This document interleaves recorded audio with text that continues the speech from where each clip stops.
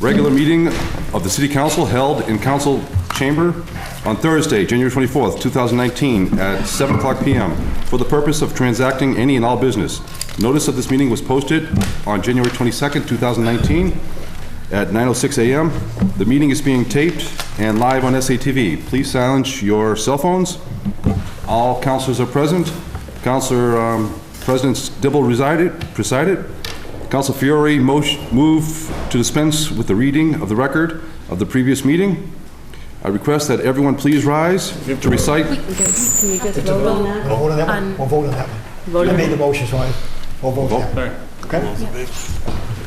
All in favor? Opposed? Ayes have it. Thank you. I request that everyone please rise to recite the Pledge of Allegiance led by Councilor Peterson.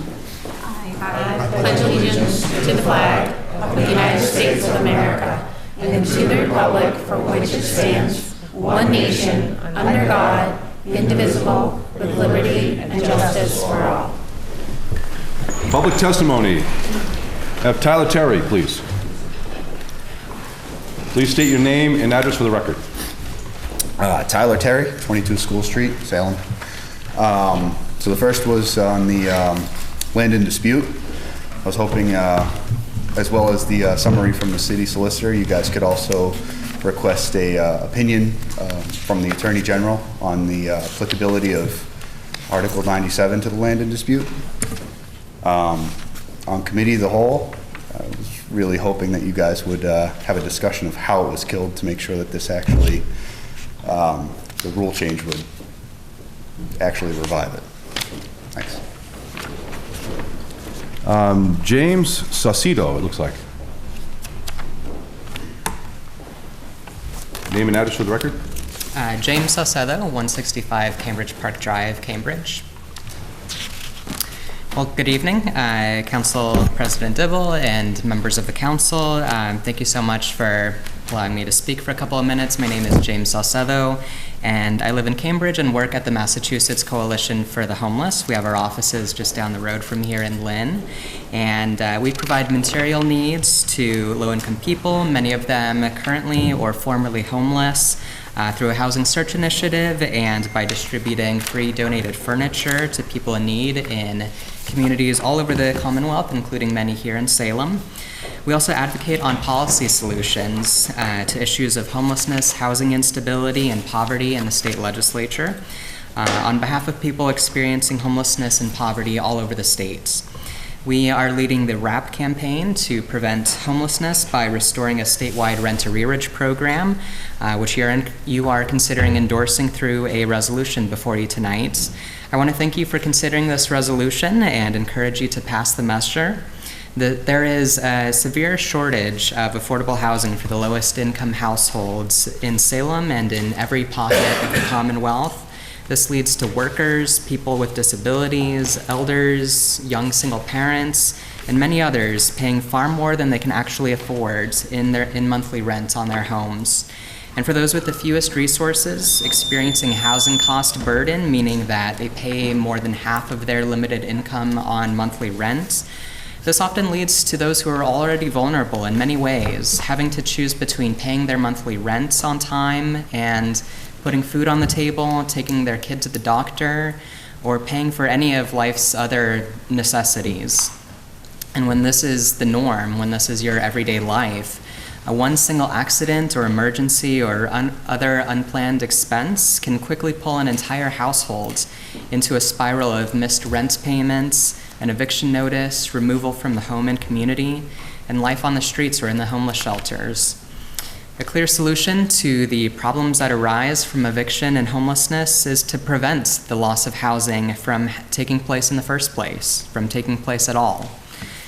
And this is exactly what we hope to make possible by reinstating a statewide rent-to-rearage program to cover the cost of back rent for low-income individuals and families prior to receiving an eviction notice.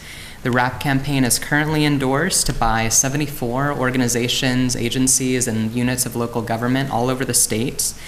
And by agreeing to the resolution before you tonight, by endorsing the campaign, the Salem City Council would signal to the members of the state legislature your concern for the housing needs of those most vulnerable here in Salem and in communities across the state.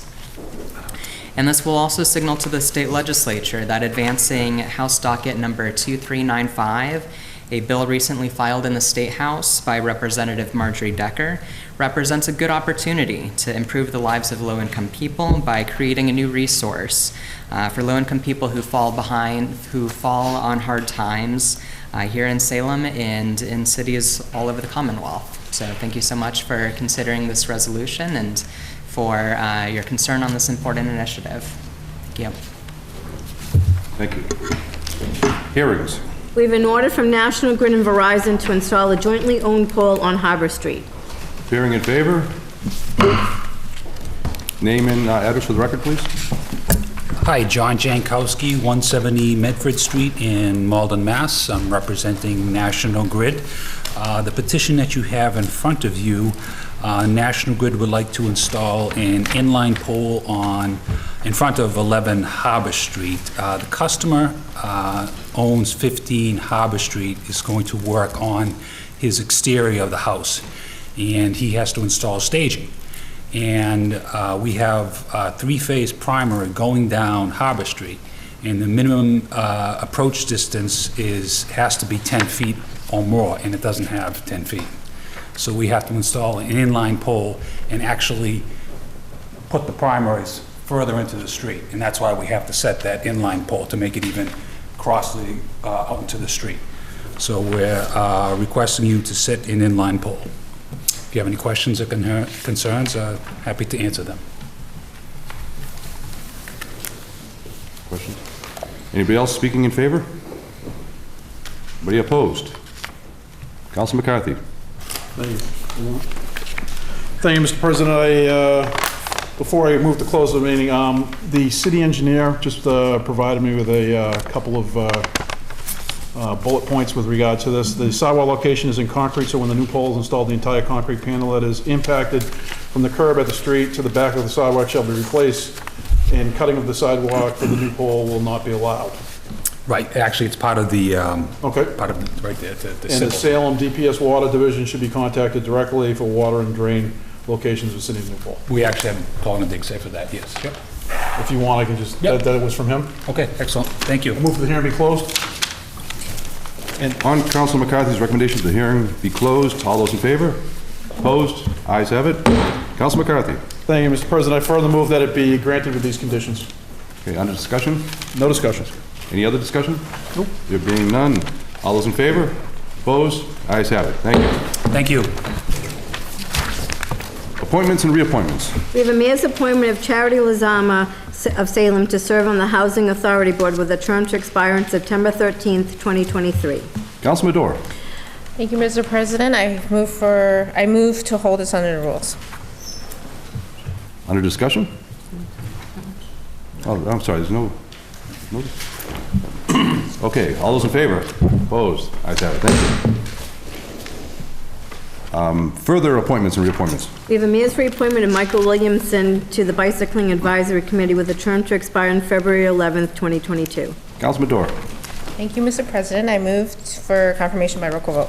Under discussion. Yes, thank you, Mr. President. I spoke with Michael earlier today. He is a very active biker with his family in Salem and has lots of ideas, and very glad he's willing to continue to serve, and hope everyone endorses his reappointment. Thank you. Great, thank you. Any further discussion? There being none, Madam City Clerk, will you please call the roll? Councilor Torrio? Yes. Councilor Sargent? Yes. Councilor Peterson? Yes. Councilor Milo? Yes. Councilor McCarthy? Yes. Councilor Madore? Yes. Councilor Gerard? Yes. Councilor Fury? Yes. Councilor Flynn? Yes. Councilor Dominguez? Yes. And Councilor Dibble. Yes.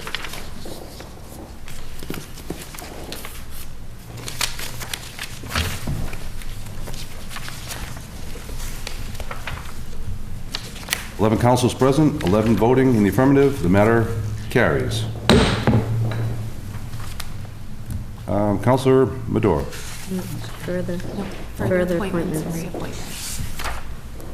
Okay, further appointments and reappointments. Mayor's reappointment of Joseph O'Neill to the Bicycle and Advisory Committee with a term to expire on February 11th, 2022. Council McCarthy, Thank you, Mr. President. I move for confirmation by roll call vote. under discussion? I just want to thank Mr. O'Neill for his willingness to continue in his role on the Bicycle Advisory Committee. Thank you. Any further discussion? Nope. There being none, Madam City Clerk, will you please call the roll? Counselor Torrio? Yes. Counselor Sargent? Yes. Counselor Peterson? Yes. Counselor Milo? Yes. Counselor McCarthy? Yes. Counselor Madore? Yes. Counselor Gerard? Yes. Counselor Fury? Yes. Counselor Flynn? Yes. Counselor Dominguez? Yes. Counselor Dibble? Yes. 11 councilors present, 11 voting in the affirmative. The matter carries. Further appointments and reappointments. Mayor's reappointment of Michael Jaros to the Bicycle and Advisory Committee with a term to expire February 11th, 2022. Council Madore, Thank you, Mr. President. I move for confirmation by roll call vote. under discussion? Thank you, Mr. President. Yes, Michael and his wife Claudia, they just had a baby, Karina, who is almost 3 months old, and they're very involved in the community, and Michael is a professor at Salem State. Well, is he actually a professor? I'm not sure. But he teaches there, and he bikes to Salem State very often, so he knows the biking conditions in the city very well, and I'm very glad he's willing to continue to serve, and hope everyone endorses that. Thank you. Thank you. Any further discussion? There being none, Madam City Clerk, will you please call the roll? Counselor Torrio? Yes. Counselor Sargent? Yes. Counselor Peterson? Yes. Counselor Milo? Yes. Counselor McCarthy? Yes. Counselor Madore? Yes. Counselor Gerard? Yes. Counselor Fury? Yes. Counselor Flynn? Yes. Counselor Dominguez? Yes. And Counselor Dibble? Yes. 11 councilors present, 11 voting in the affirmative. The matter carries. Further appointments and reappointments. We have the mayor's reappointment of Richard Frank to the Bicycle and Advisory Committee with a term to expire on February 11th, 2022. Council Madore, Thank you, Mr. President. I have to move for confirmation by roll call vote. under discussion? And I wonder if all the bicyclists are all living in my ward, because there's so many of them on this committee. I'm glad Richard's willing to continue to serve, and I fully support his reappointment. Any further discussion? There being none, Madam City Clerk, will you please call the roll? Counselor Torrio? Yes. Counselor Sargent? Yes. Counselor Peterson? Yes. Counselor Milo? Yes. Counselor McCarthy? Yes. Counselor Madore? Yes. Counselor Gerard? Yes. Counselor Fury? Yes. Counselor Flynn? Yes. Counselor Dominguez? Yes. And Counselor Dibble? Yes. Thank you. 11 councilors present, 11 voting in the affirmative. The matter carries. Further appointments and reappointments. We have the mayor's reappointment of Richard Jagalta to the Board of Assessors with a term to expire on February 1st, 2022. Council Madore, Thank you, Mr. President. I move for confirmation by roll call vote. under discussion? Yes, thank you. I'm glad Mr. Travolta is so willing to serve. He's been doing a great job, and I fully support his reappointment. Any further discussion? There being none, Madam City Clerk, will you please call the roll? Counselor Torrio? Yes. Counselor Sargent? Yes. Counselor Peterson? Yes. Counselor Milo? Yes. Counselor McCarthy? Yes. Counselor Madore? Yes. Counselor Gerard? Yes. Counselor Fury? Yes. Counselor Flynn? Yes. Counselor Dominguez? Yes. And Counselor Dibble? Yes. Thank you. 11 councilors present, 11 voting in the affirmative. The matter carries. Further appointments and reappointments. We have the mayor's reappointment of Ronald Harris to the Salem Cemetery Commission with a term to expire on February 11th, 2022. Council Dominguez. Thank you, Mr. President. I move for confirmation by roll call vote. Under discussion? Yes, Mr. President, I'm very happy that Mr. Harris is willing to continue to serve in such an important commission. Any further discussion? There being none, Madam City Clerk, will you please call the roll? Counselor Torrio? Yes. Counselor Sargent? Yes. Counselor Peterson? Yes. Counselor Milo? Yes. Counselor McCarthy? Yes. Counselor Madore? Yes. Counselor Gerard? Yes. Counselor Fury? Yes. Counselor Flynn? Yes. Counselor Dominguez? Yes. And Counselor Dibble? Yes.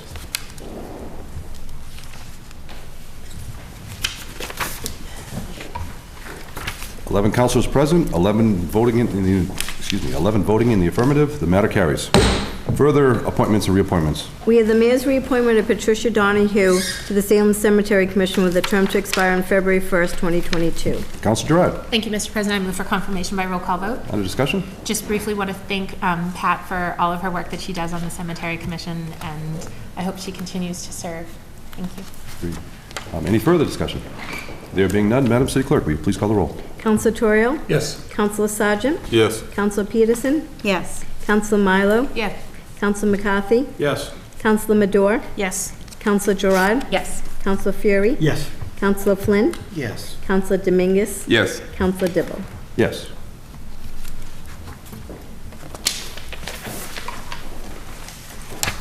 Eleven councilors present, 11 voting in the affirmative, the matter carries. Further appointments and reappointments. We have the mayor's reappointment of Mary Ann Silva to the Salem Cemetery Commission with a term to expire on February 1st, 2022. Councilor Dominguez.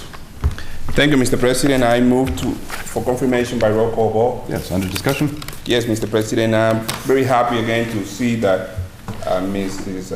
Silva wanted to continue to serve in the capacity of Salem Cemetery Commission. Very important commission, and we thank her for the service. Thank you. Thank you. Any further discussion? There being none, Madam City Clerk, will you please call the roll? Councilor Torrio? Yes. Councilor Sargent? Yes. Councilor Peterson? Yes. Councilor Milo? Yes. Councilor McCarthy? Yes. Councilor Madore? Yes. Councilor Gerard? Yes. Councilor Fury? Yes. Councilor Flynn? Yes. Councilor Dominguez? Yes. Councilor Dibble? Yes.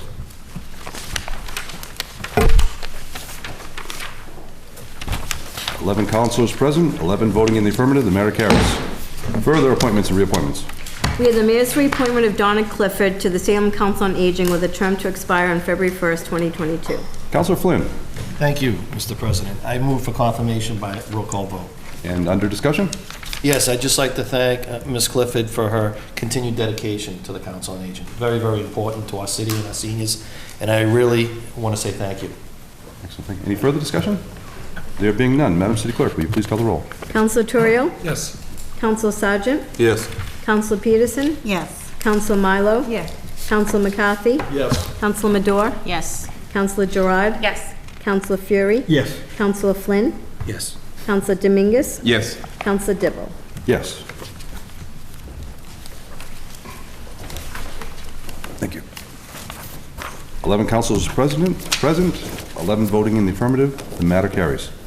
Further appointments and reappointments. We have the mayor's reappointment of Michaela Abrud with a term to expire on January 25th, 2020 to the Salem Youth Commission. Councilor Dominguez. Thank you, Mr. President. I move for confirmation by roll call vote. Under discussion?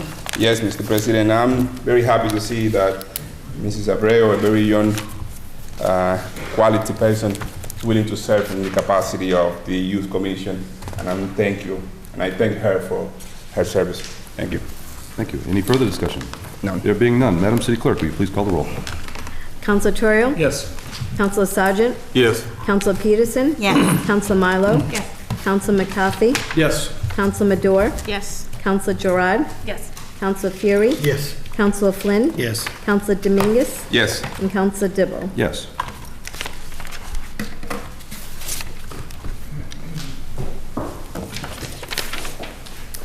Eleven councilors present, 11 voting in the affirmative, the matter carries. Further appointments and reappointments. There is none.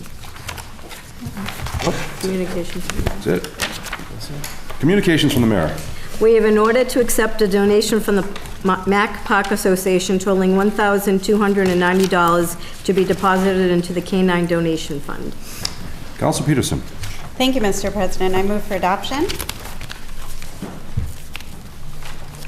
And under discussion? Yes, thank you. I just want to thank the Mack Park Association and the leadership of Rosemary O'Connor in continuing to give so generously to the K-9 donation fund here in Salem. It's really a great thing that they do. So thank you very much, and I hope we will adopt this donation. Any further discussion? Councilor Fury. Mr. President, we've had a number of appointments tonight. The people that we nominate and elect to these committees are the best and brightest, and they share something in common with Salem.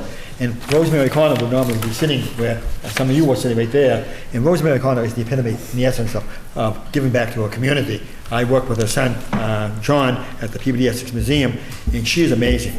Those canine dogs are the lifeline for the police department, and she does it all year round, fundraising. And it's not easy to fundraise for so many good causes, but canine dogs, very special. In fact, I'd like to recognize Councilor Sargent. When one of the canine dogs passed away, Councilor Sargent was kind enough to have us have a moment of silence for a canine dog to show how much respect they are to the police force.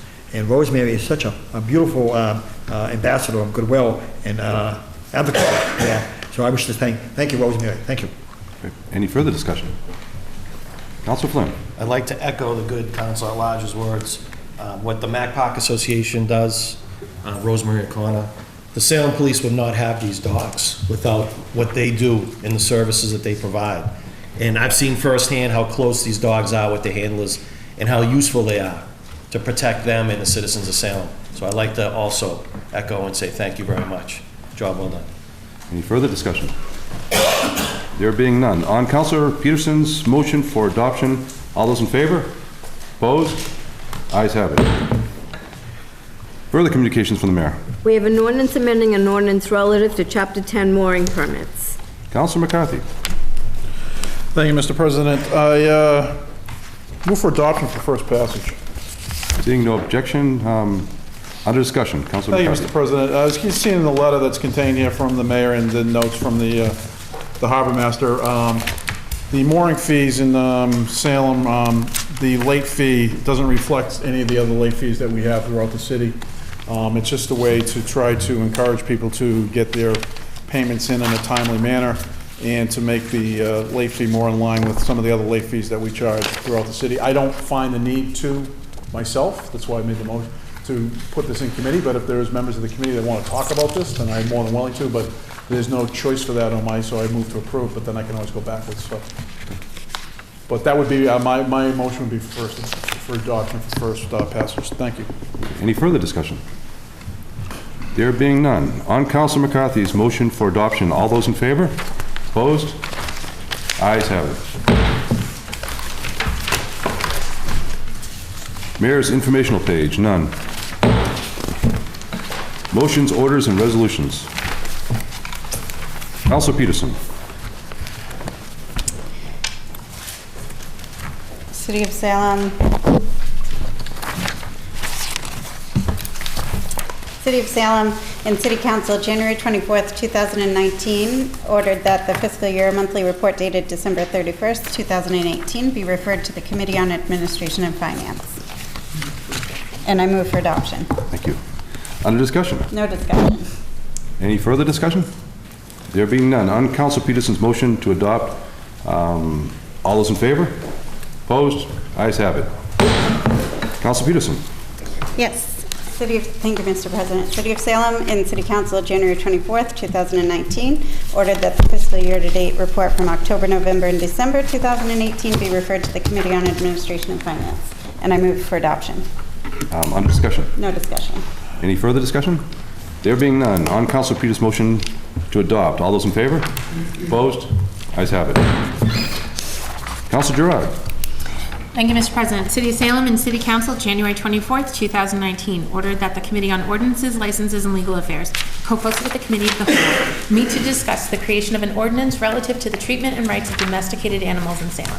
And I move for adoption. Under discussion. Thank you, Mr. President. This is something that came in, I want to say it was 2016, thank you.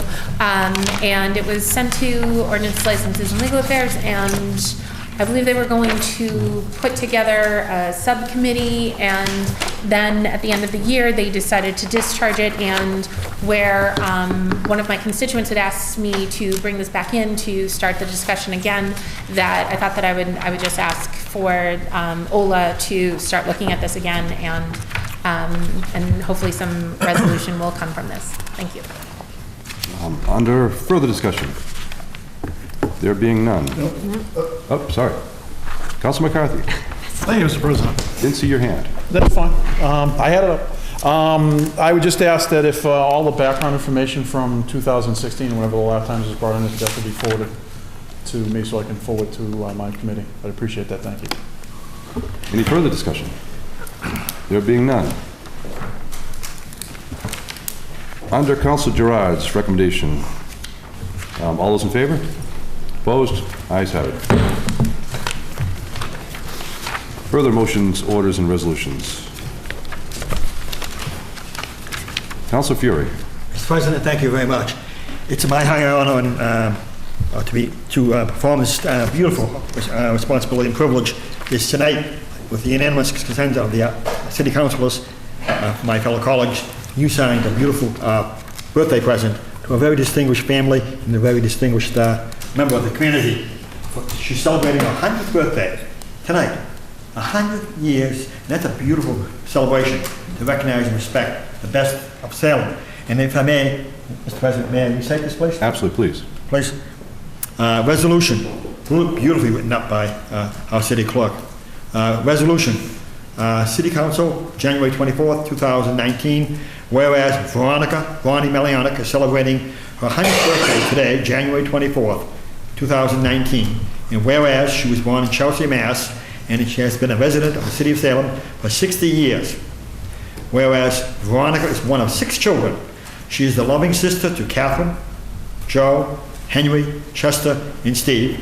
And whereas she became the wife of the late Stanley Melianic, this marriage was blessed with 2 sons, Tony Melianic and Steve Melianic. In addition to being a loving mother, she is also a doting aunt to numerous nieces and nephews. And whereas, in addition to her duties as wife, mother, sister, and aunt, she worked for Dan Lowe's in Salem for many years and has been an active member of the Polish Legion of American Veterans Ladies Auxiliary, the Holy Rosary Sodality of St. John's Church, and as a poll worker for the city of Salem.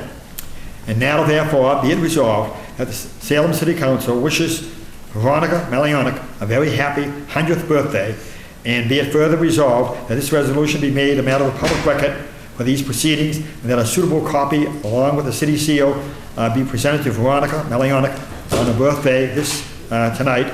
And I would be glad and honored to present this on Sunday at 2 o'clock at the Polish Hall in Danvers. She's very Polish, and the family's very Polish, but an appropriate place to have celebrate. So thank you very much for allowing me to do this, and it's a very special opportunity to celebrate the 100 years. Ronnie and her late husband, Stan, the essence and the epitome of being veterans. Every day was Veterans Day for Ronnie and Stan Melianic. They demonstrated their love and their legacy to be part of the greatest generation. I had the opportunity to meet Tom Brokaw, who wrote The Greatest Generation. Today, only 3% of Americans have someone who is now in the military family. We are all living heirs of the greatest generation, and I'll be very glad to present this to Ronnie and her family. Tonight we celebrated and we recited the Pledge of Allegiance with liberty and justice for all. We just celebrated Martin Luther King's birthday, the drum major for social justice. And Ronnie Melianic, part of the greatest generation, is an epitome, the essence of the best of Salem. And I wish to sincerely thank each and every one of my colleagues as we celebrate tonight the 100th birthday. And if I may wish Ronnie Melianic, I can remember Ronnie holding signs for me in my election campaigns over the years. Rain, sleet, snow, and there was a couple of elections we had very rainy conditions.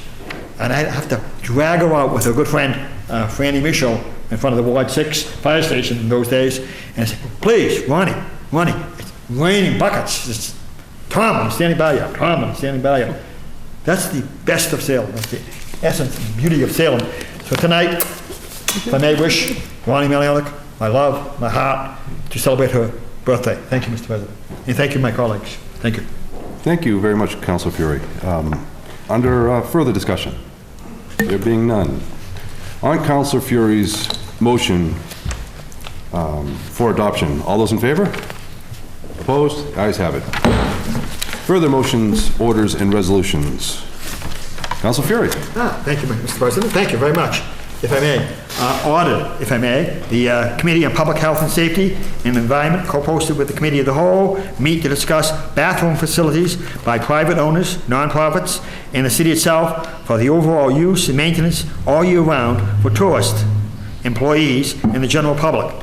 and that the following be invited to this committee of the whole meeting with the public health and safety: the mayor or her representative, member of the Board of Health, representative of the Marketing and Tourism Commission, the MBTA, the National Park Service, the Chamber of Commerce, the Park Department, the Salem Redevelopment Authority. Mr. President, on discussion, if I may? And you move for? I move for adoption. Yes, seeing no objection, under discussion. This is not a new issue for me, and for many meetings I went to the MBTA garage being built, and they had many hearings at the MBTA garage at the Carleton School over the years before it was built, and I lobbied hard for public facilities in that that garage, and lo and behold, they didn't heat the garage, heat the waiting room, and they put the bathrooms way in the corner of the MBTA garage. You have to ask permission and a key. And so I really believe, and I think visitors and employees and residents of Salem should have facilities that are clean and public and safe to go to. And I was a member of the Salem, I represented you as the Salem Renewal Authority for a number of years, and for years they were trying to get the owner of the mall, the owner of the mall itself, to come and address some of the needs of the Essex condominiums and the bathrooms. And we, as a city, the City of Peace, flag there, we need to be host people from all around the world. And I can remember going to concerts down the Willows over the years.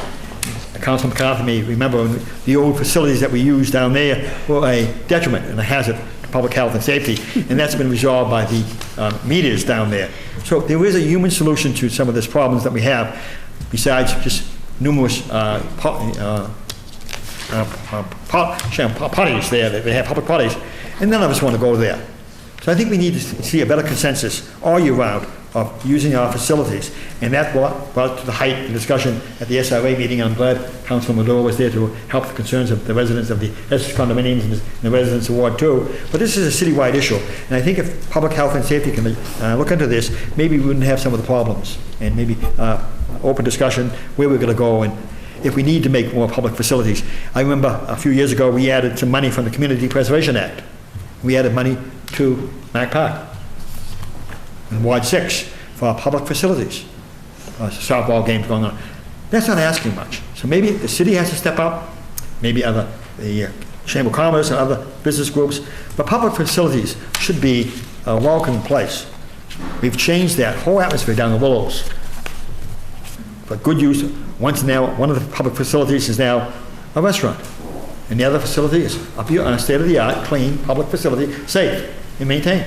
We can do the same thing in the trying to recommend to the public and private sectors for all of us to use public facilities all year round. So I wish to thank you, Mr. President, and the committee, council, to allow this opportunity to be discussed. Thank you. Thank you, Councilor. Any further discussion? There being none, under Councilor Fiore's motion for adoption, all those in favor? Opposed? Ayes have it. Further motions, orders, and resolutions. Councilor Gerard. Thank you, Mr. President. City of Salem and City Council, January 24th, 2019, ordered that a request that the city solicitor provide the City Council with an update on the land in dispute on Franklin Street, and I move for adoption.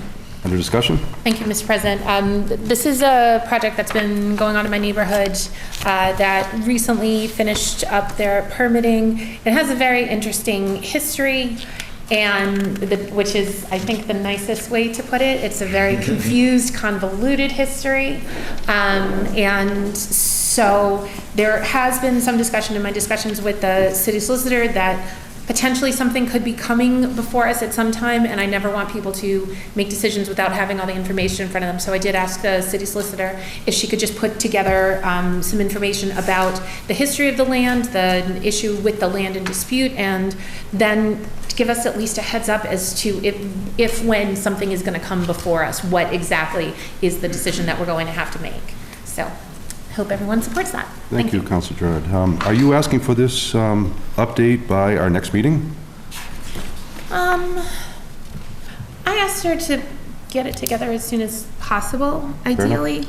Just, again, I just want everyone to have as much time, be able to do as much research as possible, and get the information, because I'm actually, and I'm glad you asked that, in 2017, when I was holding neighborhood meetings, meeting with the developer and then the neighborhood, she did put together a history of the site and history of the issues on the site for me and for the neighborhood, but I thought that something like that would be helpful, but then give us more information as to where we're going with this, so, as soon as possible. Thank you. Any further discussion? Councilor Milo. Thank you, Mr. President. Through you to the Ward 6 Councilor, because I can only imagine the questions we're going to be getting. I understand that this has been requested now. I think the questions that we're going to get are going to be, why now? Why not a year ago? Why not 6 months ago? Is it fair to say that the council can expect something coming forward soon? Or is this just something that you happen to be having a conversation with somebody and decided it was time to do it? That's all.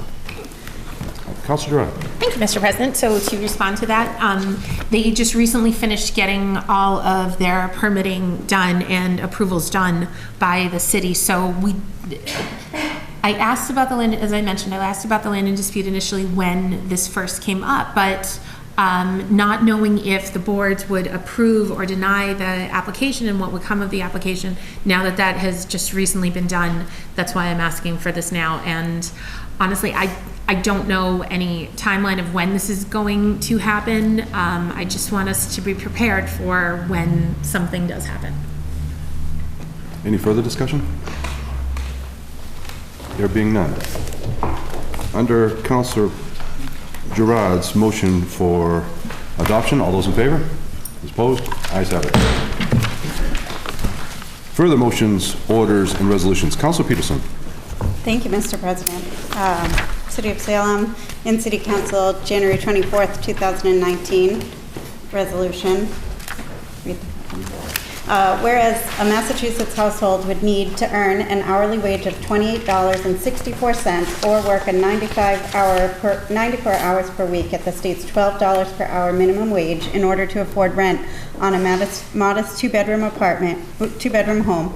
And whereas there are 299,505 extremely low-income renter households in Massachusetts that earn at or below 30% of the area median income, or $28,923 annually, and whereas there are only 46 rental homes affordable and available for every 100 extremely low-income renter households across the Commonwealth, and whereas 60% of extremely low-income renter households are severely cost-burdened, spending more than half their incomes on monthly rent, and whereas households experiencing a severe housing cost burden are 50% more likely than those not experiencing a cost burden to face an eviction due to non-payment of rent. And whereas for the lowest income households, eviction often leads directly to the experience of homelessness. And whereas 20,068 Massachusetts residents experienced homelessness on any given night in 2018. And whereas the most effective solution for preventing eviction and homelessness is to help at-risk households remain stably housed. And whereas the Massachusetts Department of Transitional Assistance operated a successful rent arrearage program until 2003 that provided low-income families with cash assistance to pay back rent, helping 96% of those who received assistance remain in their homes and avoid becoming homeless. Now therefore be it resolved by the City Council of the City of Salem that the City of Salem endorses the RAAP campaign to restore the statewide rent arrearage assistance program and prevent homelessness. And be it further resolved that the City of Salem joins with the Massachusetts Coalition for the Homeless in urging State Senator Joan Lovely, State Representative Paul Tucker, and all members of the 191st General Court of the Commonwealth of Massachusetts to co-sponsor House Docket 2395, introduced by Representative Marjorie Decker of Cambridge, and actively work to advance the bill through the legislative process and move for adoption. Thank you for the reading. Under discussion? Just quickly, thank you, Mr. President. I think I just want to emphasize that we have a lot of people in Salem that are under stress with rising housing costs, and we hear often from our constituents about the challenge that homelessness is presenting to our city. And this would be another tool to be able to point our constituents to. And so I think it makes a lot of sense for us to support this. So I hope we will do that. Thank you. Thank you. Under further discussion, Councilor Fury. Yes, please. As we, I wish to applaud you, Councilor Peters. This is a wonderful topic, an issue that has great meaning to me and to all of us. Tonight, as the shutdown takes place on a national level, how many people are being affected by that? How many people are living paycheck to paycheck? Mortgages, rents, childcare. So many are being affected by this. It's a day-by-day situation. House Bill 2395 is not just a number to me, a cold number. It's a very human number to me, because my family was homeless when I was 5 years old. 6 kids, single parent, mom, dad no longer in the picture. My father died in jail. Hunger has a human face. We have food pantry in this city of Salem, a food pantry. We have a homeless shelter. So homelessness has a human face. Eviction was my middle name when I was 5 years old. I would ask my older brothers and sisters, what does it mean? Eviction. Eviction. Cold name. And my family was evicted time and time again because we couldn't keep up with the rents and the mortgages and all that stuff. That even today, with the human condition that we're in, the best economy in the world, the greatest power in the world, the greatest country in the world, we celebrated Pledge of Allegiance with liberty and justice for all. So clearly this resolution sends a message. It must send a message all around the country. The state of Massachusetts and the senator that sponsored this is echoing a very deep thought. It wasn't just now for the workers back now with the shutdown, my family. 1955 when I was 5 or 6 years old. So homelessness has a really human condition. So thank you very much. And thank you for the public testimony being done tonight. Thank you very much. You're an angel. We all need angels. Thank you. Any further discussion? Councilor Madore. Thank you, Mr. President. I would like to thank the Good Ward Street Councilor for bringing in this resolution. Affordable housing is an issue that I am very passionate about, and the language in the resolution itself makes it very clear that our income, our wages have not really at all caught up with the rising housing costs. And it's not just for households that are at the brink of homelessness, those extremely low income residents. Anyone who is making minimum wage could be, at a moment's notice, be homeless. And the most recent example we have in Salem is the Line Street fire. I think the majority of the residents in that apartment, they had trouble finding any rental apartments after the fire, and this program would have been perfect for them to provide temporary relief. And if I may, through you, Mr. President, if I could ask a question to the representative that spoke earlier. So you know the objections, allow it. Is it Jason? James. James, thank you. Thank you for coming and sharing this with us. I'm curious why the program ended in 2003. That's my first question. And the second question is this bill that's been filed, does it impose a cap on the amount of assistance by community? Yeah, thank you for the questions, and thank you for both the comments so far on this. Yes, so the reason that the program was defunded by the state legislature in 2002 and then ran out of money in 2003 was for no other reason than a tight state budget at the time. There was really no policy criticism of the program offered by any member of the legislature at the time, and the fact that the state budget ran tight back then was really the only reason that this program and others as well that serve low-income people ended up unfortunately being cut. The question, I'm sorry if you wouldn't mind repeating your second question. Is there an assistance cap by community? Thank you. There is not a cap. So as long as a qualifying household is at or below 50% of area median income, that'd be the income qualification to be eligible for assistance. The assistance would cover up to 4 months back rent. So whatever is equivalent to 4 times the monthly rent. Thank you. Yes, I'm sorry. Whereas this is being recorded, can you state your name and address for the record again? Of course, yeah. And again, my name is James Salcedo, and my address is 165 Cambridge Park Drive in Cambridge. Thank you, James. Any further discussion? No. Councilor Sargent. Thank you, Mr. President. It's kind of ironic that this program, well, first let me thank Council Peterson for bringing this in, but it's kind of ironic that a budget shortfall ended this program. Because if we remember a while back, there were a lot of people that were evicted and homeless that were staying in motels up on Route 1 in Danvers and Peabody. And there were a lot of articles in the paper about it. So those people haven't been evicted, paying a certain amount of rent, ended up in motels where the state was paying twice as much as they would be paying the landlord. So if an apartment's $1,000 a month, rather than the state paying the landlord $1,000 a month like emergency Section 8, the people get evicted, go through that process, and they're paying $2,000 a month to stay in a motel on Route 1 in one room rather than be in their apartment, in their home, with their neighbors and friends that they have grown up and, grown to be friendly with. So it's always kind of strange the way budgets work, that the state can find a way to spend twice as much for a program like the motel program, but not have the money to pay this arrearage. So this is a great program, and in essence, common sense, and will save the state money and do the right thing at the same time. So, thank you. Good point. Any further discussion? There being none. On Councilor Peterson's motion for adoption, all those in favor? Opposed? Ayes have it. Further motions, orders, and resolutions. Councilor Flynn. Thank you, Mr. President. In the City Council, January 24th, 2019, ordered that the corner of Lafayette Street and Raymond Road be named Gray Square in honor of U.S. Army Lieutenant Richard J. Gray. I move for adoption. Under discussion? Yes. I'd like to read this from the Salem Veterans Council. This is from Salem Veterans Council to the Salem City Council via the Salem Veterans Services Officer and the City Council representative to Veterans Council.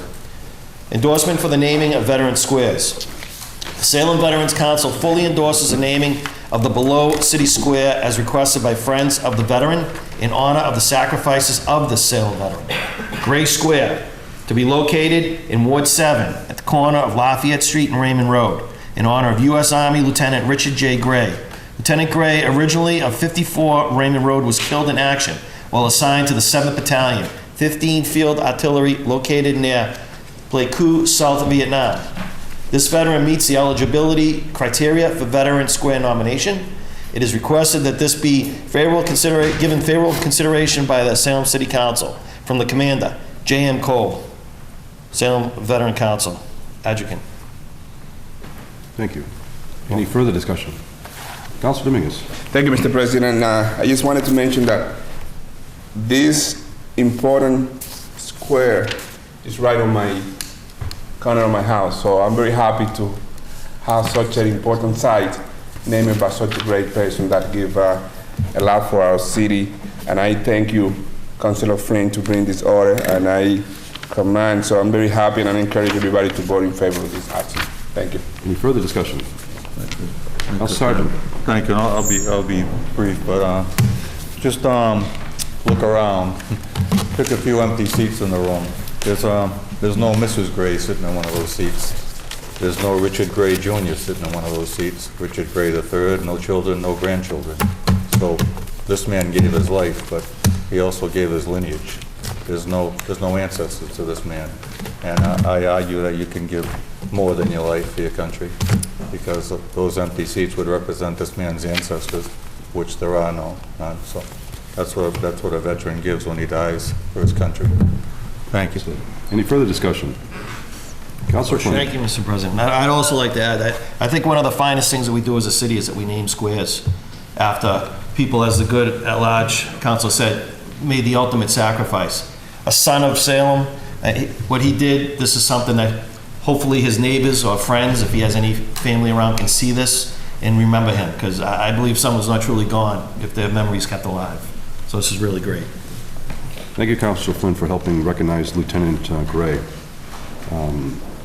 On Councilor Flynn's motion for adoption, all those in favor? Opposed? Ayes have it. Further motions, orders, and resolutions. Councilor McCarthy. Thank you, Mr. President. City of Salem City Council, January 24, 2019, order that the Committee on Ordinances, License, and Legal Affairs meet to discuss the city's practices around posting and towing, and that the police chief or her representative, Ray Jordan from DPS, and the city solicitor be invited. Under discussion? Briefly, Mr. President, most recently, the License, Order, Legal Affairs Committee met to take up claims. There's we just want to make sure, as we move forward, especially come springtime with temporary postings around street sweeping and whatnot, that we have a game plan moving forward, because the committee sometimes gets inundated with a bunch of claims regarding towing, and we just want to make sure that everyone understands that typically, if it's posted properly and you get towed, the city's insurance company doesn't cover the cost of the tow, so therefore it comes in front of claims. But the question becomes whether or not, if it wasn't posted properly, then all of a sudden they get a hearing downstairs and the hearing officer says they refund their ticket, then we're left holding the bag with regard to the tow. So we just want to make sure that, I realize the importance of keeping someone's street swept clean, but I also realize the importance that if it wasn't posted properly and wasn't posted in a timely manner, that, guess what, sometimes we have to go around those cars rather than tow them, inconvenience them, and then have them go through the whole process. So sometimes we just want to take a look at it, because we're just moving forward. Sometimes we see a run of these things come into committee that we just want to make sure everyone's on the same page. So. Under further discussion, there being none, under Councilor McCarthy's motion for adoption, all those in favor? Opposed? Ayes have it. Further motions, orders, and resolutions. Councilor Flynn. Thank you, Mr. President. In the year 2019, an ordinance to amend an ordinance relative to traffic, Chapter 42, Section 50B, handicap parking, limited time. Be it ordained by the City Council of the City of Salem as follows. Section 1, amending Chapter 42, Section 50B by adding Grove Street beginning approximately 20 feet east-southeast from the corner where Grove Street turns southwest in front of number 73 Grove Street, running for a distance of 40 feet, 2 spaces. Section 2, this ordinance shall take effect as provided by city charter. Under discussion? I move for adoption for first passage. Under discussion. I did talk to the traffic officer, Lieutenant Tucker, about this, and there's a couple people, there's actually 3 people, that need spaces over there that are handicap disabled. And you can't actually put a handicap spot right where their house is, because it's very heavily traveled on Grove Street where it meets on Boston. And anyone that travels there knows there's no way you'd be able to secure spots on the side there. So he actually went out there, there's a space over there, and he can add another one, which makes it easier for this resident, because where she parks now is a little further down. This is the best case scenario. This is the only thing that'll really work there by their discretion and what they think will work for the city and for the residents in that area. So I do support that. I have talked to the residents there as well. Thank you. Thank you. Under further discussion, Councilor Gerard. Thank you, Mr. President. This was something that came up at the Traffic and Parking Commission meeting last week, and something that Lieutenant Tucker noted, and this periodically comes up in our traffic ordinances, that there is a sign but no actual traffic ordinance. And so the current sign that's there doesn't have a traffic ordinance, so that's why he's specifically asking for the 2 spaces and not just 1. So it is important that we pass this for 2 so that all of those residents can get access. Thank you. Any further discussion? There being none, under Councilor Flynn's motion for adoption for first passage, all those in favor? Opposed? Ayes have it. Further motions, orders, and resolutions. Councilor Dominguez. Thank you, Mr. President. In the year 2019, an ordinance to amend an ordinance related to traffic, Chapter 42, Section 50B, handicap parking limited time. Be it ordained by the City Council of the City of Salem as follows. Section 1, amend Chapter 42, Section 50B by adding Harton Street in front of number 70 for a distance of 20 feet, handicap parking 2 zone. Section 2. Councilor Dominguez, are we on the right issue? Madam City Clerk, are we reading the correct one? Yes. Thank you. Go ahead. Sorry. Thank you, Mr. President. Section 2. This ordinance should be taken place or effect as provided by the charter, and I move for adoption for the first passage. Good. Under discussion? Yes, Mr. President. I happen to be contacted by this great resident of Salem, happen to be in Ward 3. Our good Councilor Peterson and I are in agreement, and we support this because she's a very sick person that's been out to the hospital frequently, and she don't have no way to park. Every time she tries to come park from hospital. There's no place, so I think this is very neat, and I encourage everybody to support this amendment. Thank you. Thank you. Under further discussion? There being none. Under Councilor Dominguez's motion for adoption for first passage, all those in favor? Opposed? Ayes have it. Further motions, orders, and resolutions. Councilor McCarthy. Thank you, Madam President. City of Salem, Mr. President, sorry. I don't know, jeez. Woo. Caught myself there. City of Salem, City Council, January 24, 2019, order that the attached tag day license application for Salem High School swimming and diving team dated January 26, 27, 2019 be granted. Under discussion. Thank you, Mr. President. There isn't enough time in order to allow this to happen for the two passages, so it's coming in as an order. You know, the Salem High School dive team, I wish them all the luck in their season and all the fundraising efforts in order to move forward, but they didn't get the application in early enough, so this is just a way to make sure that they're out there canvassing properly, so I move for approval, adoption. Right. Any further discussion? Nope. There being none. Under Councilor McCarthy's motion for adoption, all those in favor? Opposed? Ayes have it. Do we have any further motions, orders, and resolutions? None. Committee reports. Councilor McCarthy. Thank you, Mr. President. City Council, January 24th, 2019, the Committee on Ordinances, License, and Legal Affairs, to whom was referred the matter of granting certain licenses, has considered certain matter and will recommend approval. Seaworm, secondhand valuables, and tag days. On the acceptance of the report, under discussion? No discussion, Mr. President. Any further discussion? Nope. Yeah, no, just get ready. Councilor Terrio. No, I was just No, raising my hand to He was accept the report. starting early to. Accept the report early. Okay. Councilor McCarthy, return back to you. Thank you. On the adoption of the recommendation, all those in favor? Opposed? Ayes have it. Further committee reports. Councilor Peterson. Thank you, Mr. President.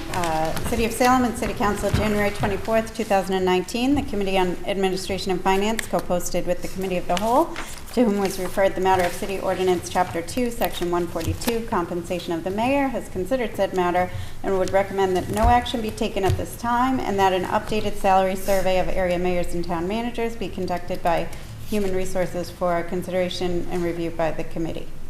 Okay. On the acceptance of the report, under discussion? Being none?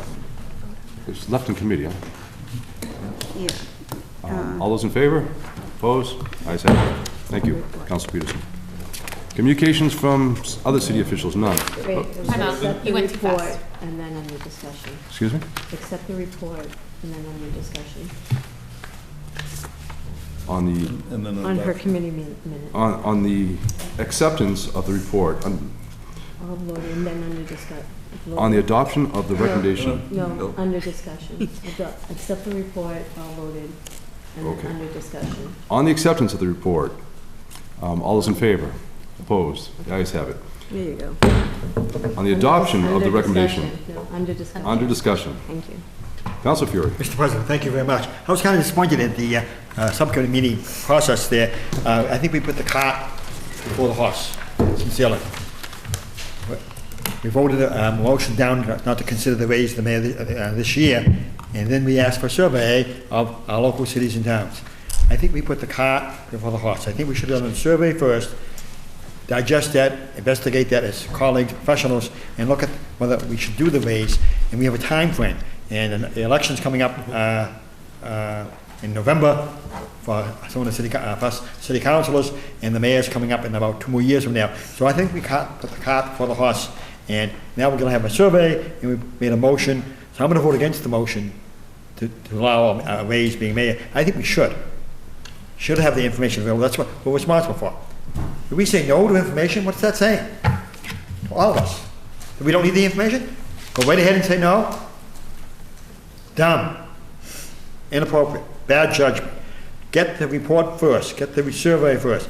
You want to digest it, investigate it, research it, then make a research. I strongly believe with that information in hand, our homework, which we should do, then we could say yes or no to the increase to the mayor. I would I was the one who initiated this process, and I'm still voting for a raise, and as we come about, I'm disappointed we put the cart before the horse. Thank you. Under further discussion, Councilor Girat. Thank you, Mr. President. I very much so agree with my colleague that I'm very disappointed in how this came out in committee, that you should never make a decision without having the information. You're not even making a logical decision that has any information behind it, that has, you know, it's something that I always talk about, that I think I talked about my last night standing up there, that we have to make informed decisions when we're here because we represent 42,000 people, and we have to explain to those people why we voted a certain way. You know, other people who aren't sitting in these seats, they can kibitz at wherever, at home, at the restaurant, whatever, and they can talk about what they would do if they were in this situation, but it's us that has to live with these decisions. And we made a decision without any information, and that was unfair. And it's unfair for us to not even consider, you know, and I'll be frank that I'm not 100% sure, and I don't know that I would agree with any sort of salary increase at this point, but I'd much rather have the opportunity to have the information, to have the discussion, to make an informed decision, so I can go back to people and I can say this is what we decided based on the information that we had available. So what I would like to ask is that if this body could please send it back to A&F and let's do the job right this time. Councilor Peterson, then Councilor Turiel. Thank you, Mr. President. I will appreciate your patience in asking a clarifying question, this being the first time I'm presenting a committee report. There were technically 2 votes taken in the committee. Is it possible to adopt them separately, or to vote on adopting them separately, or no? Yes, well, we'll need to clarify what the 2 votes were specifically. Okay. Councilor Turiel. Thank you, Mr. President. I look at this matter as I am curious as to see how the salary market for mayors and city and town managers has changed over the last couple of years since the body last addressed this.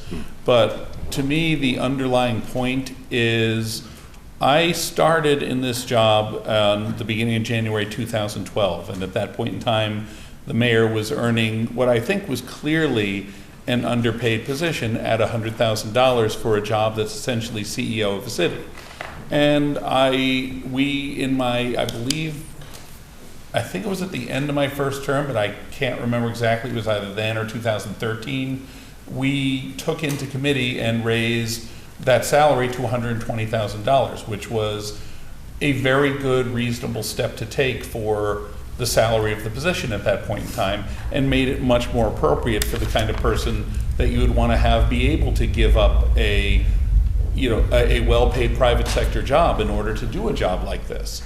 And that was fine. And I did not have a say in the committee 2 years ago. I wasn't on it then when this question was last considered, and the decision was made by A&F and supported by the council to, at the time, raise that salary again from $120,000 to $150,000, and do it reasonably in 2 steps of $15,000 per.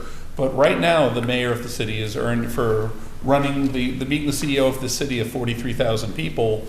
The mayor is earning $150,000, and I don't think the mayor should be off the list of best paid. I don't think the mayor should be the highest paid person in the city either necessarily. Our public safety chiefs make more than that. Our school superintendent makes more than that. With overtime and additional detail pay and stuff, many of our public safety officers make more than that. But ultimately, I look at the value of the job. I look at not so much at the person who's in the office, but is the job, we've taken a job that 7 years ago was earning $100,000, and we've increased that by 50% over the last, from 2012 to today.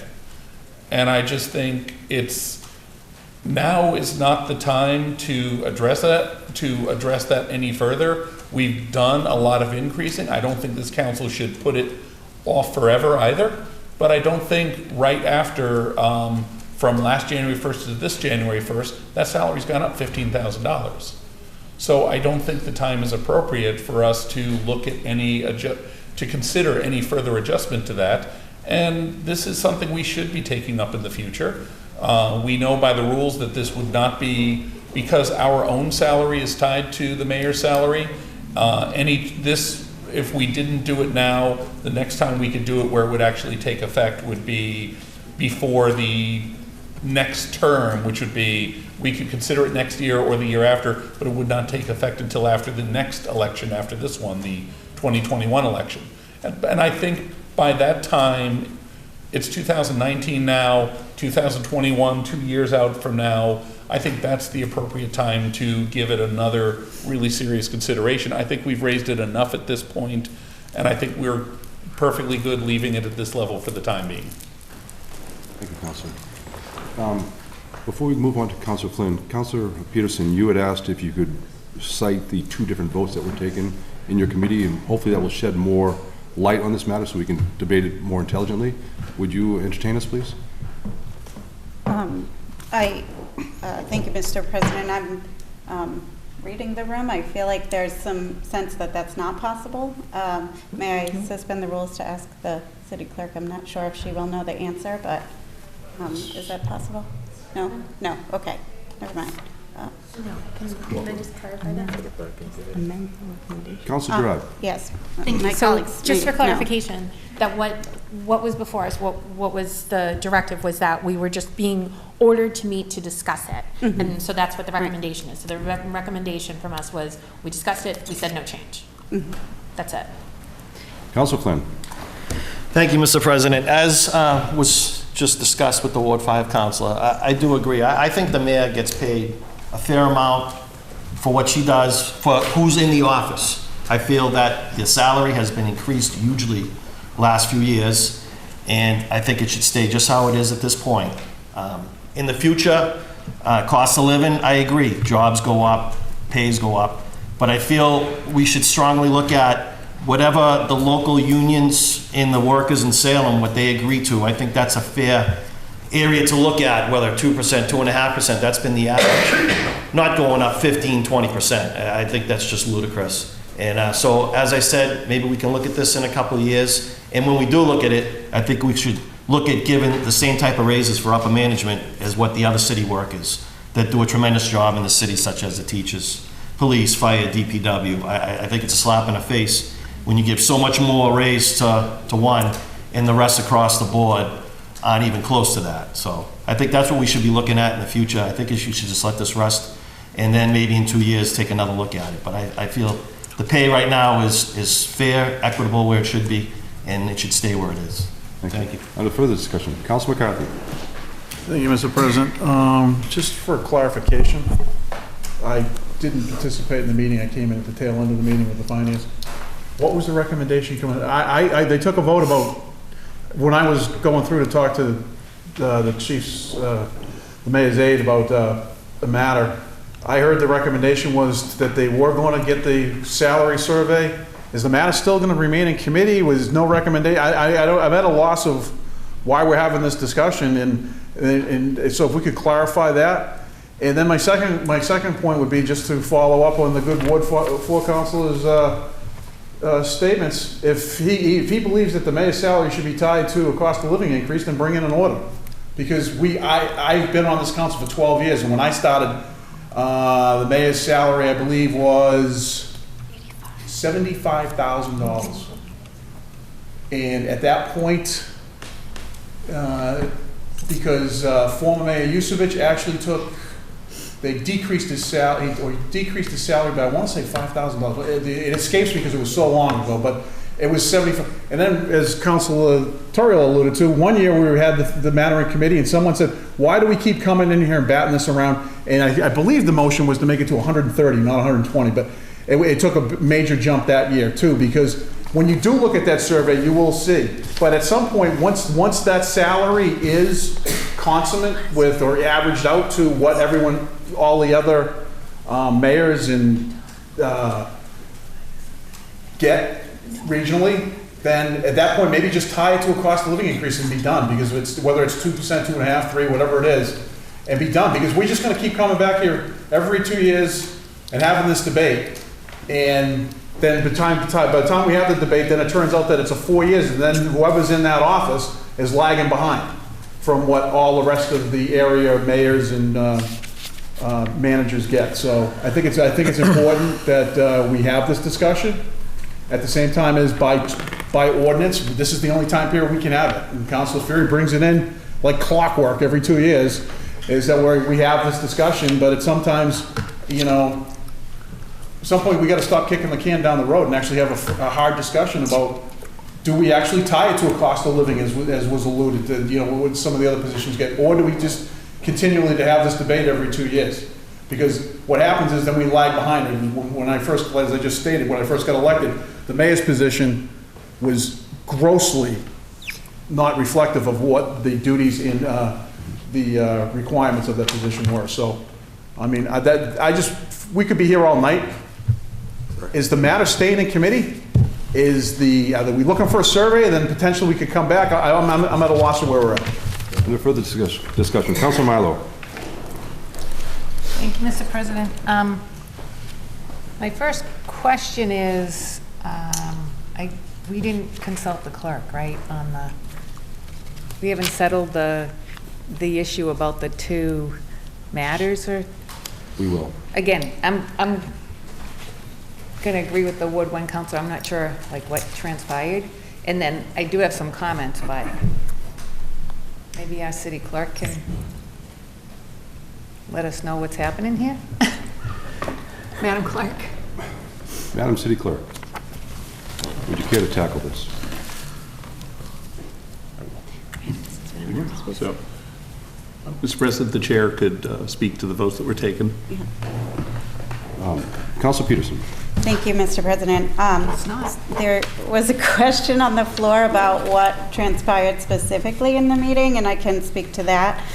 There were two different motions and votes that were taken. The first one, and the specific order that we took up was to have a discussion about the compensation, and the first vote was that no change would be made at this time, and that was moved and seconded and passed. And bless you. The second vote that was taken was that a salary survey of area mayors and town managers be conducted by Human Resources and potentially the city solicitor, and be conducted and brought to the committee for consideration and review, and that also passed. So that was more what I was trying to clarify was, and I apologize to my colleagues that I just, being the first time, I don't know if that's possible to split it or if it comes forward only as one single recommendation. Yeah, and it sounds like I'm getting consensus that it comes forward as one recommendation. Okay, further discussion. Councilor Turrill. Thank you, Mr. President. I just want to clarify something about the salary point. So the mayor has not at any point in my years here come forward to ask for this to be considered. She has not lobbied in favor of it. In the times when the city council has voted for it, she has then thanked the members for doing so, and recognized the value. But this is not something that she's been lobbying for, advocating for, or I think even is really doing it for. So the goal in this has been over the years to try and take a job that was I believe that was highly undervalued, and try and find the appropriate point in the market for what a position of that nature would entail. And I think over the last few years, the city council has done a very good job of bringing it up to today's standards and bringing it up to a reasonable pay level. And I do think that the idea of, in the future, I think we've gotten it to a point where in the future, if we wanted to tie it to cost of living or tie it to an average of union contracts or whatever way we might want to change this, is worth doing, because I do think the city council has done its job in recent years instead of kicking the can down the road repeatedly, which did happen for sure. But I think in recent years, the city council has done a good job of fairly considering it and rendering a decision each time. And the last several times it's come up, there's been an increase. So we've done two separate votes to give the mayor an increase in salary during my time here, and then one of those increases was a $30,000 increase over the course of 2 separate years, phased in over 2 years. So I think we're paying a fair wage for that. I realize our own compensation is tied to that. I was being paid $10,000 when I started. I'm being paid $15,000 now. You, Mr. President, getting that extra $500 for being up there behind the podium. Making the big dollars. But I think we should be continuing to look at this as a city council and either make a point to consider this every time the opportunity comes forward and make this decision, or we should come up with change the ordinance so that now that it's at what I believe is a good level, so that in the future, this is just done on a automatic basis, and perhaps it's a 2% a year flat or an average, but that's for this body to come up with any formula if we want to do that. But I think we're in a good place with it now, and I just don't think it's worth. And if we get that information, the motion to get the salary survey info was done after the motion to not consider it passed for this year, and I don't think there's any harm in having that information so that at least some of the people on this body are likely to be here the next time that decision is made, and knowing is always good. But I think based on what we've already put into it in the last few years, I'm very comfortable leaving it right where it is. Under further discussion, Councilor Marlowe, then Councilor Gerard. Thank you, Mr. President. The only comments I wanted to make were two. I absolutely agree with the Ward 5 councilor's remarks. And secondly, just to clarify a timeline, the increases began, the baseline was $100,000 in 2014. Mm-hmm. So really since 2014, the salary's been increased $50,000. Thank you. Councilor Gerard. Thank you, Mr. President. This is going right back to my original statements about making decisions without having all the information. Because guess who sets those increases by the unions? The mayor. So that would be a huge conflict of interest to say that she will be able to to tie her increases to what the unions get, that's allowing her to decide what her increases are. We can't do that.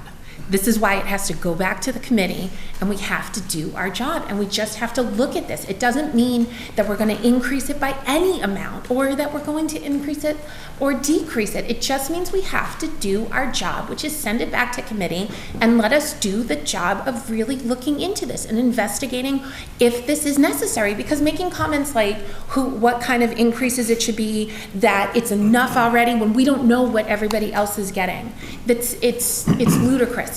We don't have the information to make an informed decision, and that's not what our jobs are. Further discussion. Councilor Fury. This has been a total rush to judgment. 3-2 vote, a rush to judgment. Look at the school committee meeting on Monday night, live on SITV, what are being covered. The assistant superintendent of schools, the superintendent of schools, the director of people personnel, the director of buildings and grounds make more money than the mayor. She's there. She's the chairperson of half the budget. She goes to neighborhood meetings, to whoever the mayor is. In this case, Mayor Driscoll goes to all the neighborhood meetings 24/7, 365 days a year. I'm a union person. I'm a proud union person.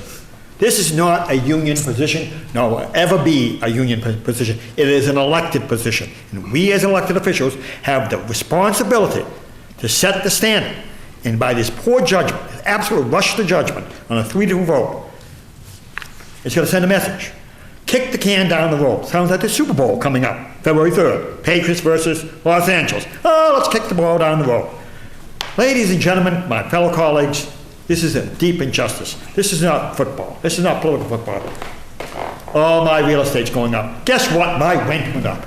We just set the standard in December. My rent went up. And I'm still proponing. I know that I have to step aside as a renter. My rent went up within a week after we did set the rate in December. And here we are arguing. The whole ordinance was to make it professional, above board, high road, not to make it a political football to kick it down the road. I applauded Councilor McCarthy in the subcommittee meeting saying he set the standard by setting that margin.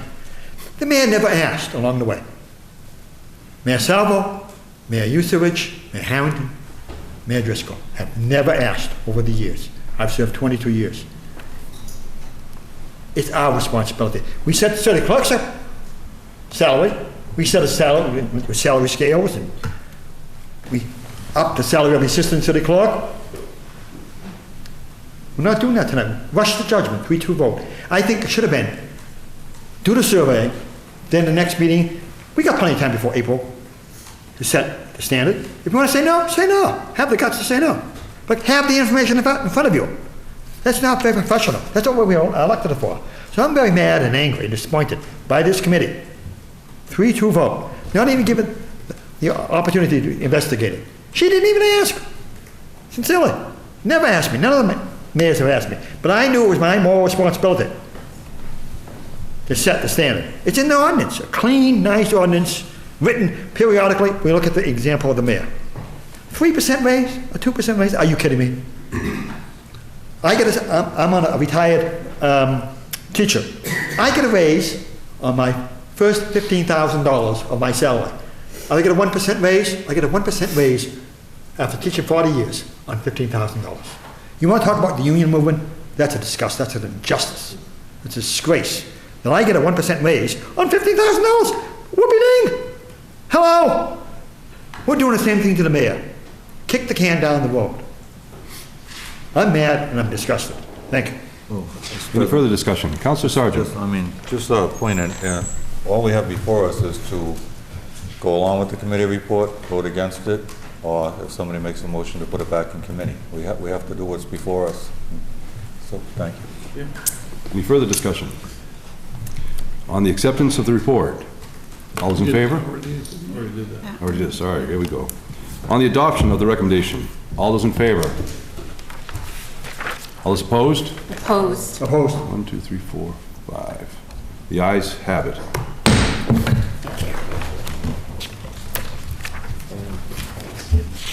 Could you clarify that?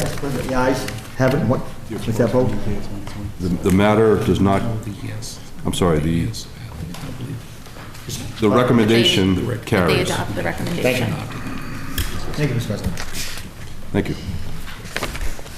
Thank you. Committee reports. Communications from city officials, none. Petitions. We have the following license applications from limousine, public guides, taxi operators. Council McCarthy. Thank you, Mr. President. I move that they be granted. Under discussion? No discussion, Mr. President. Any further discussion? On Council McCarthy's motion that this be granted, all those in favor? Opposed? Ayes have it. Further petitions. We have the following license applications for secondhand valuable and tag days. Council McCarthy. Thank you, Mr. President. I move that these matters be referred to the Committee on Ordinances, Licenses, and Legal Affairs. Under discussion? No discussion, Mr. President. Any further discussion? On Council McCarthy's motion that this be granted, all those in favor? They will be Opposed? referred. Ayes have it. Further petitions.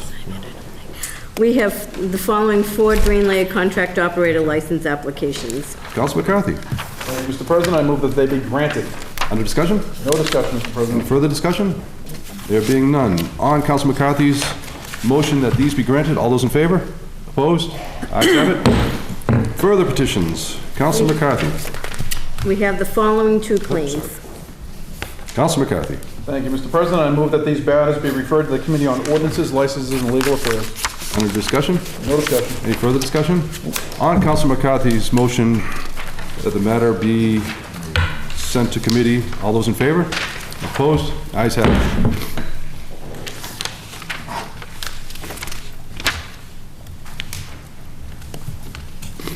That's the last one. Yep, unfinished business. Unfinished business. We have a second passage of an ordinance amending an ordinance relative to Chapter 14, use of disposal bags at retail business establishments. Now, Council McCarthy.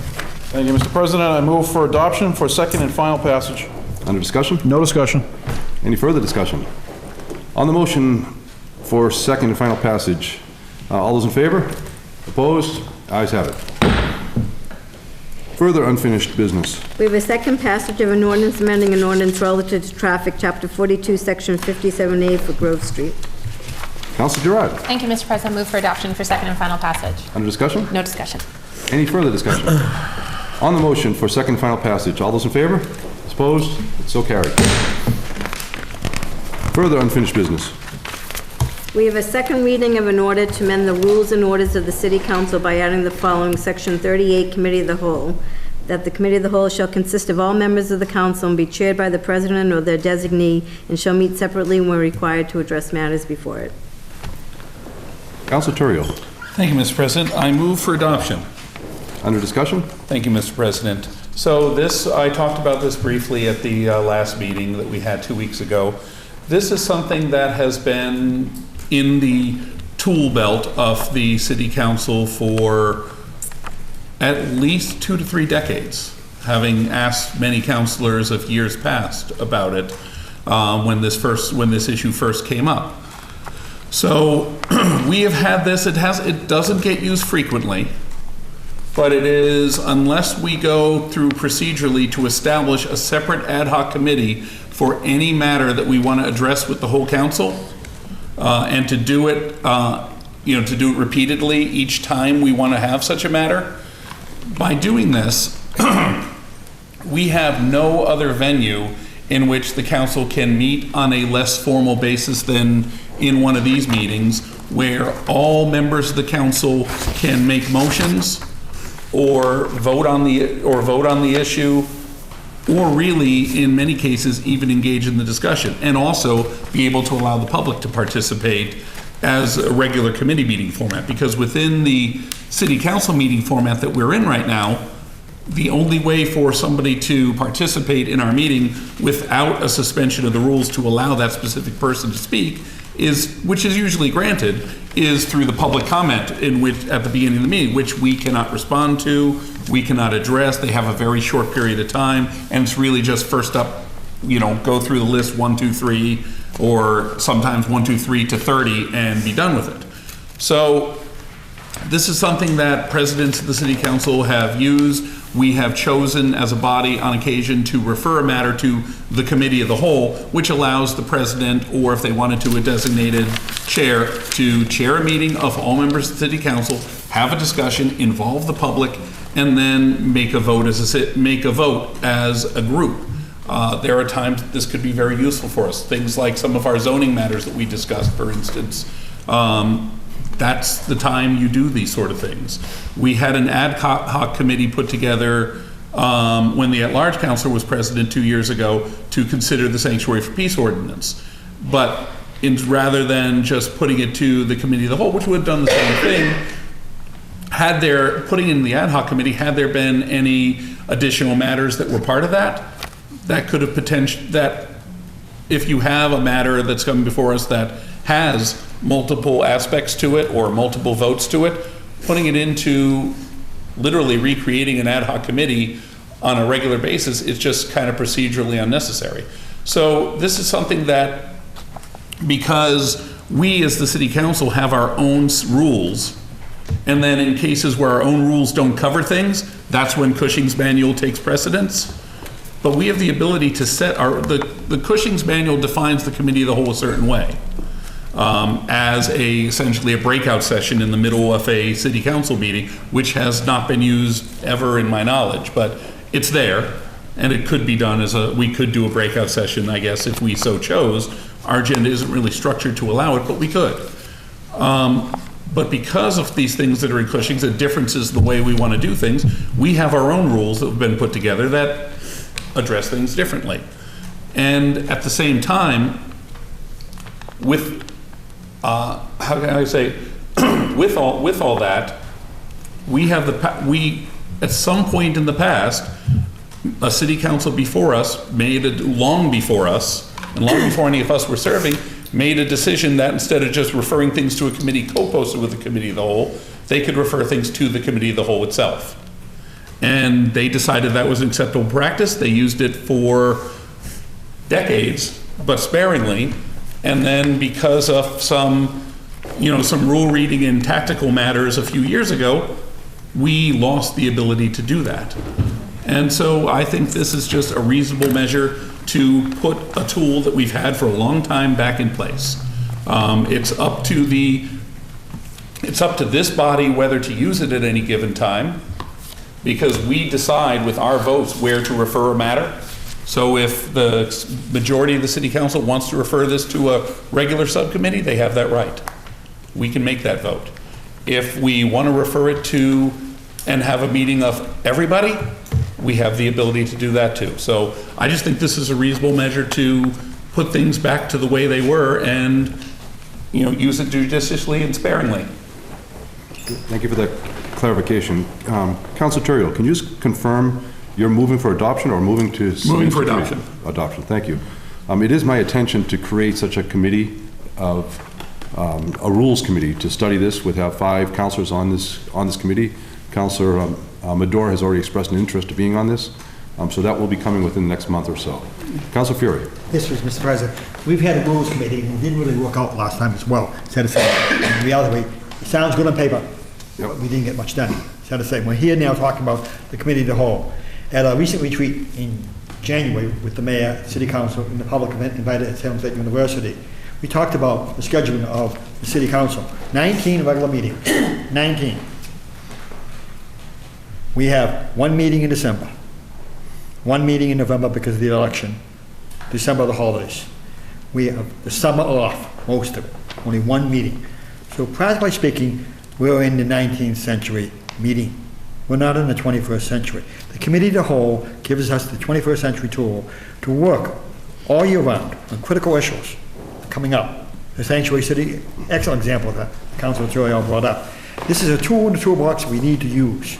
And if you look at the chairperson of Ordinances, Licenses, and Legal Affairs, the list of things in his or her committee is amazing. It gets bigger and bigger and bigger. And each of the committees has a list. The tool, the committee of the whole, is a tool to expedite that process. We're a dinosaur in the 19th century. The committee of the whole keeps us realistic, fundamental, transparent throughout the year. We meet more. We need to. I think it's a reality that we all need to meet more. Just the very issue on the mayor. We need to meet more. Thursdays are really nice. We can do that for the year.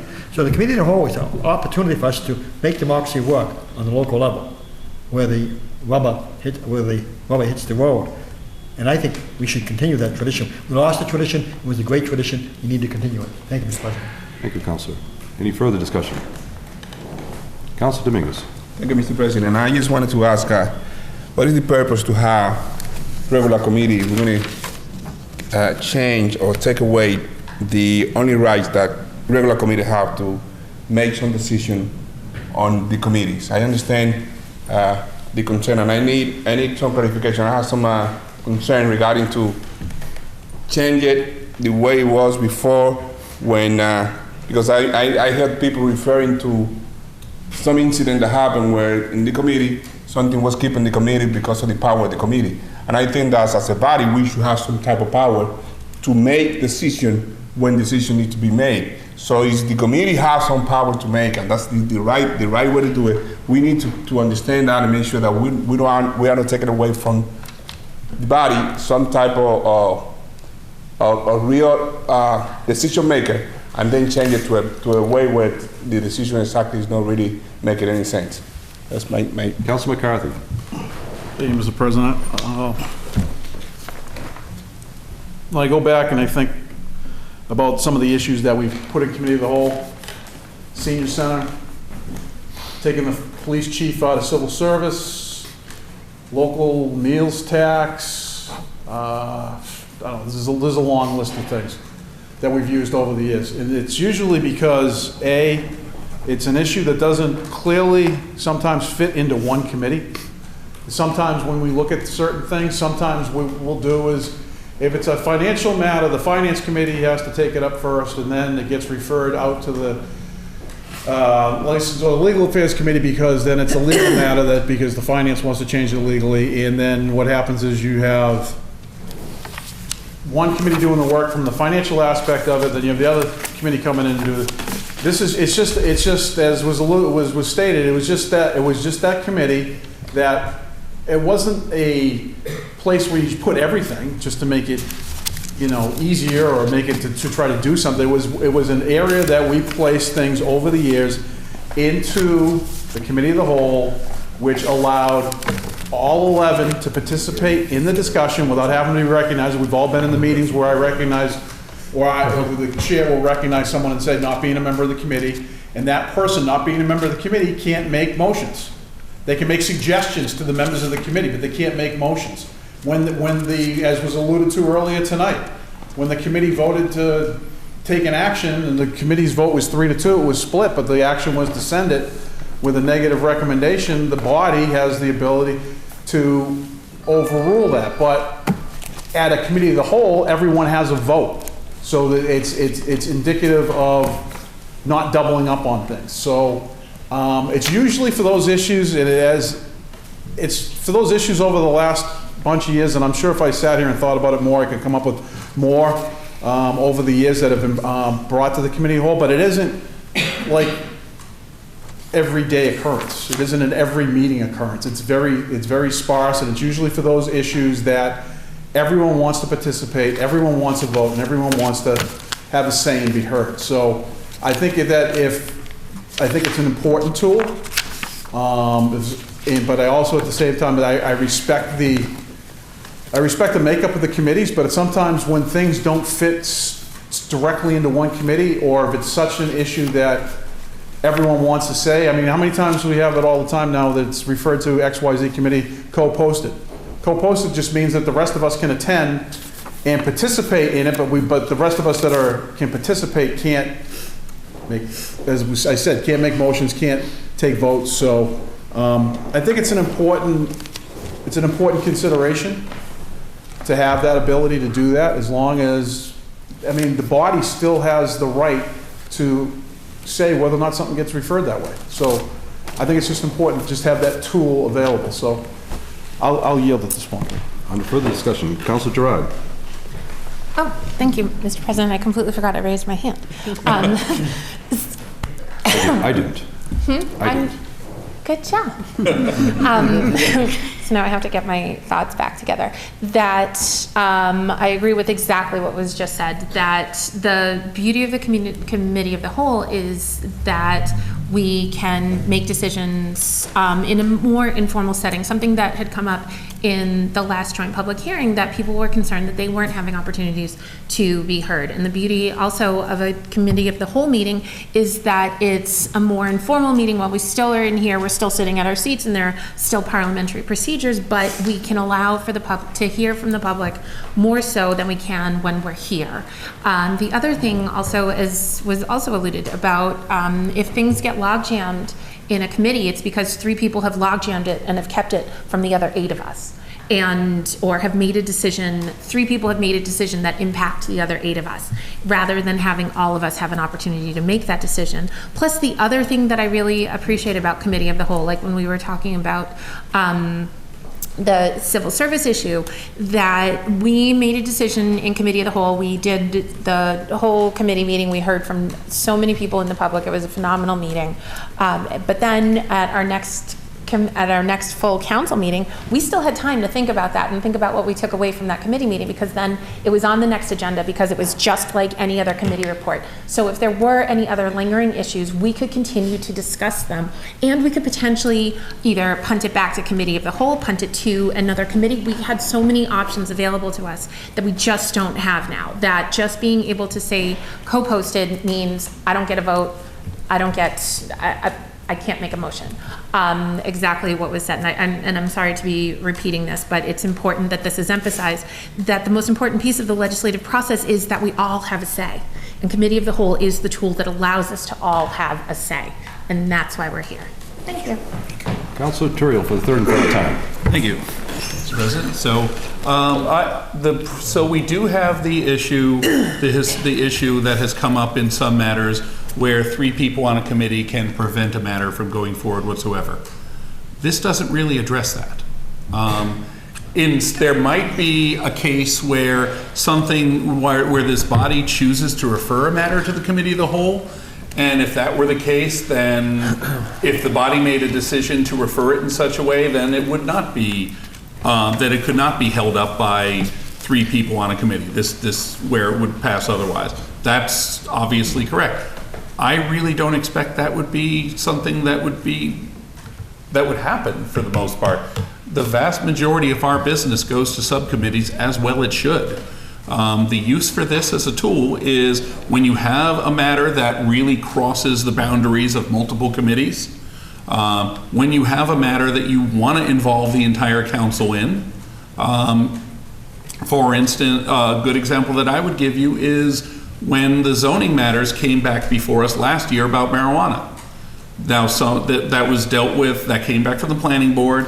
The Committee on Ordinances, Licenses, Legal Affairs made changes to it when it came back in. The city council in turn made some further change at that point. But if it had all been done in that committee, because there was a lot of, if I was in the hospital during that one, but there was a lot of drama that night because as soon as I got home, I watched the replay. And, with all that drama that was going on, and how people were going to vote and how to get it moved and what was going to be done. If we had worked that stuff out in the committee of the whole and gotten a consensus before that, it would have been a much simpler matter for us, and I think we would have handled it better as a body. So ultimately, there's a lot of our rules that are old, antiquated, don't really work for the modern era, and I think a lot of our rules should be looked at, and it would be great to have a rules committee get together and work on that once again. That would be a terrific thing to do. This and the subsequent one are those are the two nails that are sticking up the highest for the wood and need to be pounded in and put back into place. And then we can look at all the finished nails and all the rest of it as we go on. But this and the next one are the two, to me, are the two obvious ones. Thank you. Any further discussion? There being none. Councilor Milo. Thank you, Mr. President. I spoke about this at the last meeting, and I haven't changed, excuse me, my position. We have rules in place for a reason, and I very much respect the rules. And our rules say we have 5 committees. The 5 committees do the work. If we have an exceptional situation, certainly when I was president, we did have the sanctuary city. That was the one and only case over a year where we had a discussion about having an issue where we wanted to have the council come together as a whole. And what we did was we created an ad hoc committee. And it took I don't even know if it took a minute to do it. I'm very much not in favor of changing our rules for convenience sake for once, maybe twice a year, if we even have that much. We have these committees, that's where we're supposed to do the work. If we start changing the rules and start creating an actual official committee of the whole, then that's yet another committee. Now we have 6 committees that we can refer issues to. And I see this as circumventing the whole legislative process that we have. You don't see on Beacon Hill, you don't see every issue going to the whole House or going to the whole Senate. That's where the work is done, in the committees. There seems to be, people are taking issue, I hate to keep using the word issue, but there seems to be some concern that things can be held up, log jammed, whatever you want to call it, in committee for 3 people who decide that they don't want to put something forward. We have a tool for that. And it's a very high bar, and it should be a very high bar. We can, with 8 votes, pull anything out of committee. So I think the way our rules are set, they're set up very well. They've worked very well so far. If we want to, we can always set up an ad hoc committee, and we can maintain the legislative process the way it should be. We shouldn't go changing our rules just, I'm not going to say willy-nilly necessarily, but we shouldn't be changing them in a vacuum. If we're going to change rules, yes, let's set up a rules committee. Let's look at all the rules all together, but don't be picking and choosing what we're going to do with a particular rule. Let's look at how we operate as a whole, not piece by piece by piece. So I can't support this. I'm sorry. Thank you. Councilor Gerard. Thank you, Mr. President. Just one more thing, that it was just alluded about compromising the legislative process. I'd like to know when and where having a committee of the whole has compromised the legislative process, and where committee of the whole has ever made a decision that has harmed Salem, ever. And frankly, we used to do it for decades. I mean, it was done for decades, so why it was changed was silly in the first place. And we should, you know, part of what's so important about this body and about our responsibilities is that we are able to really think about rules and think about what is working now that didn't work then, what is working and what isn't working. And this is something that has worked for decades. I mean, we're talking decades. I mean, when we talk about Salem, everyone is so proud of the Salem history, so proud of sitting at these desks, at these chairs. We're proud of the work that has been done for the councils before us. And yet we're going to ignore that. We're going to just say, oh no, that didn't matter anymore, because suddenly we don't want to have a committee of the whole when it actually did work. Thank you. Any further discussion? Roll call vote, President. Then roll call. Can I see a show of three hands? It is anyway. Three hands. On the motion for adoption, Madam City Clerk, will you please call the roll? Council Torrio? Yes. Council Sargent? No. Council Peterson? Yes. Council Milo? No. Council McCarthy? Yes. Council Madore? Yes. Council Gerard? Yes. Councilor Fury? Yes. Councilor Flynn? No. Councilor Dominguez? No. Councilor Dibble? No.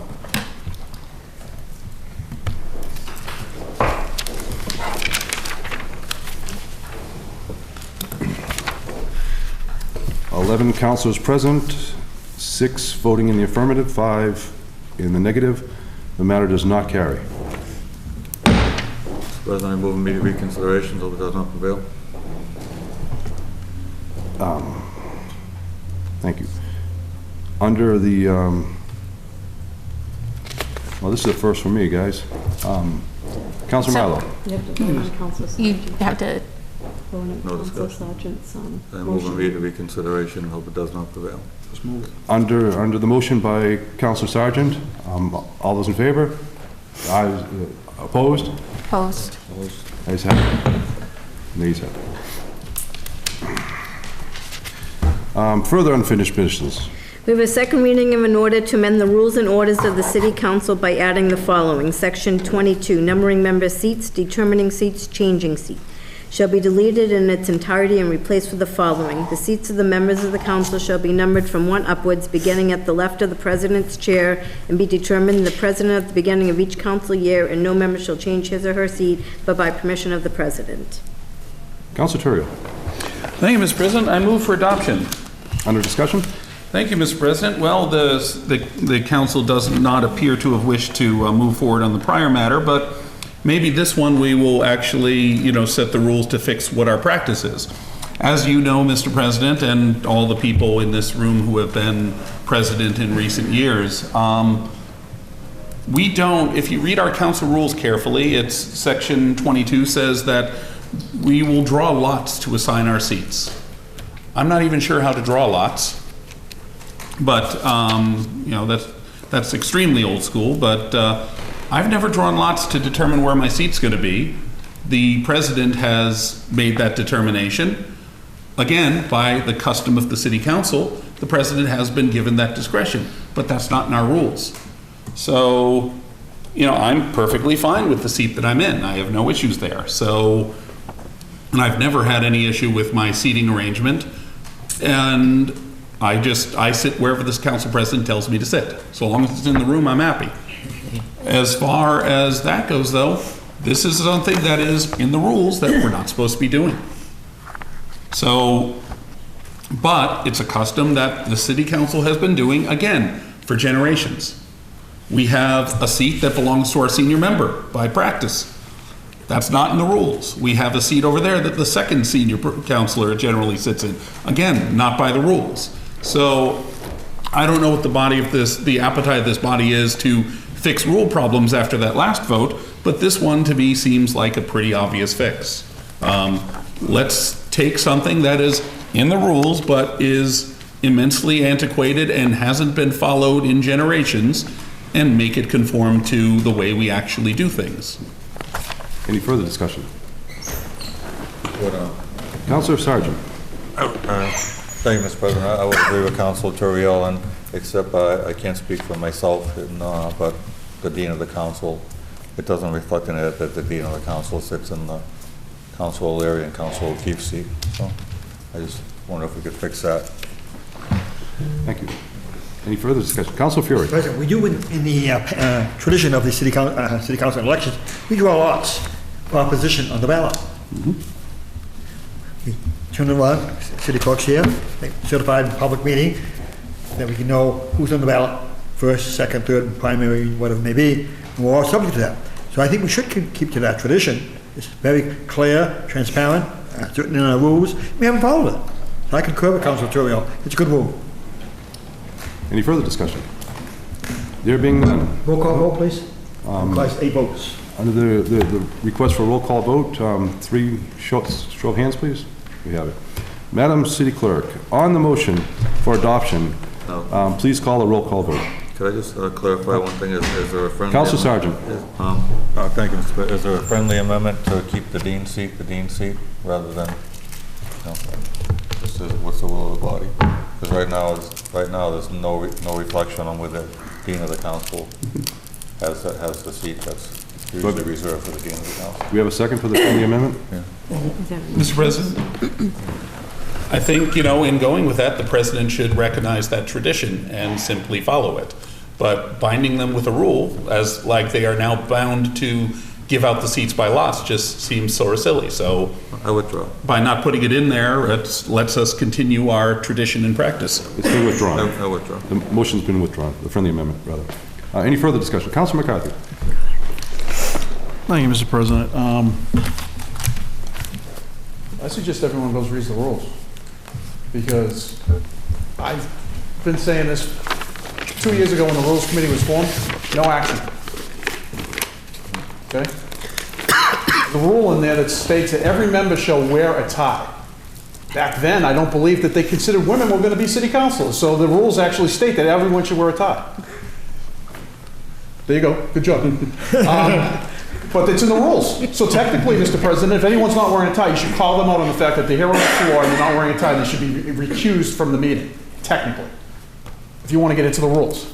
Technically, no one's head shall be covered, meaning no one can wear a hat in city council chambers. It could be 2 degrees outside and someone could come in with a hat and you'd have to ask them to take it off if you really want to get into the rules. There are some rules in there that are archaic, and that's just the way the rules are. They've been there but I don't think anyone in this chamber is going to call anyone out for not wearing a tie. I don't think anyone in this chamber, if someone walks in off the street where it's 2 degrees outside, is going to call them in for wearing a hat. Okay? So now there was 2 rule changes in front of us, one of which seems logical. I mean, I think it was the best thing in the world. When I first got elected and was placed in one of these chairs, that the then president sat me next to a veteran counselor. It wasn't by lot that the 3 new guys are going to be stuck together in a corner trying to figure it out by chance. The president at the time, very thoughtfully, staggered us all into spots where we would be sitting next to a veteran counselor, and the veteran counselor could explain how things work and how to maneuver things and how to make the votes and what it means for immediate reconsideration. You vote no when you want it to not to be reconsidered. It's just the little things that sometimes through experience you have to learn. So, I mean, I would wholeheartedly hope that this one gets approved, because if it doesn't get approved, then someone's going to have to make a motion that we have a lottery, because it would be in violation of our rules. But I would also hope that, as you alluded to, that we're going to actually put a committee and charge them with actually looking at some of these rules and making some substantive changes to some, because some of them are archaic. And good or bad, rules are rules, I understand that. But if we're going to start picking and choosing the rules that we want to enforce and not enforcing the ones we don't want to enforce, then I think that sets a bad precedent. Because for years, the one that was just voted down, we utilized that. I thought we utilized it sparingly and in good judgment.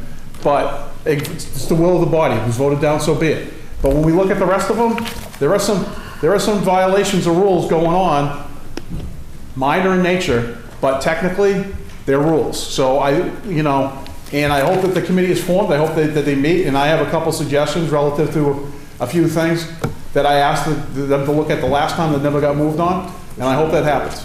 Thank you for that. Well said. Again, as stated previously, it is my intention to have a rules committee.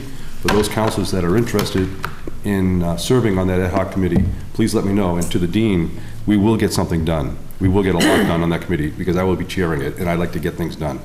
Any further discussion? Okay. On the motion for adoption, Madam City Clerk, will you please call the roll?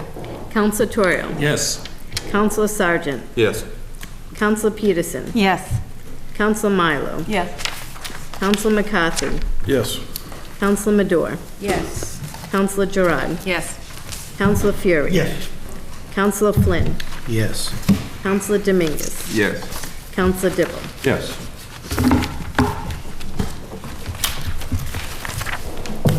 Thank you.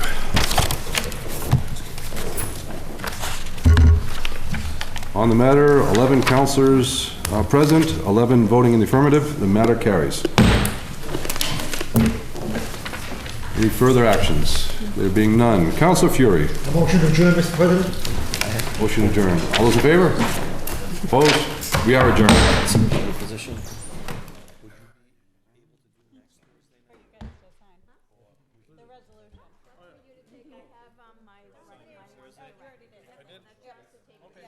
I got my whole side. You're welcome. Okay, because he's on that too, on my company.